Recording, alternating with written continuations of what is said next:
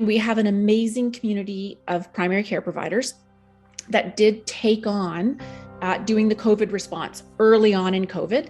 And at that time, it's hard to think back to then, but it was kind of scary and daunting at the time. With the large population of minimum wage workers, guess who got the vast majority of COVID? These people were stuck in that community and locked down and told to quarantine.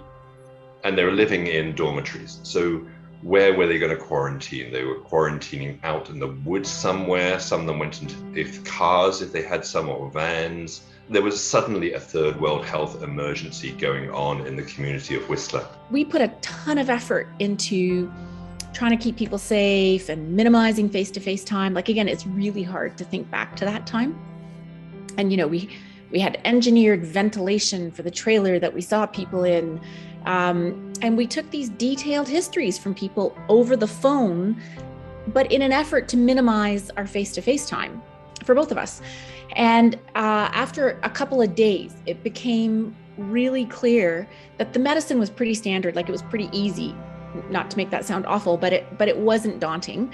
But we started talking to each other and saying, are you talking to a lot of people every day that can't get groceries, don't have enough money to pay their rent? And everybody said yes. This was really recognized by the Sea to Sky Division of Family Practice, and that not only did they have a epidemic emergency on their hands, but they also had a social emergency on their hands. We were all referring them to Whistler Community Services. So we talked to their executive director and said, we're texting people to say, come on up to the trailer. Again, just in an attempt to not have 50 coughing, febrile people in a lineup. But on that text, can we put your contact information? Because it seems like a lot of people need it. And she said, bring it on.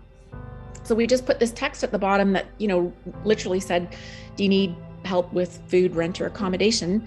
And their phone lines did blow up the next day. They had to reconfigure their phone lines. And the brilliant thing that they were able to do was to mobilize the resources in Whistler, because this was a far larger problem that they could handle on their own. We started having these meetings with the RCMP and our local government, our municipality, and our health authority and healthcare. And by genuinely collaborating with the health authority and with the community of Whistler, they were able to address some of these inequities in health and ensure that these folks were getting adequate food and clothing.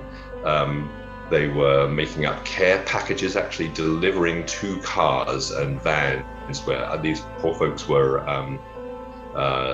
living, and doing little health checks at the same time to see that they were doing okay. So they were combining the social part of this with health as well.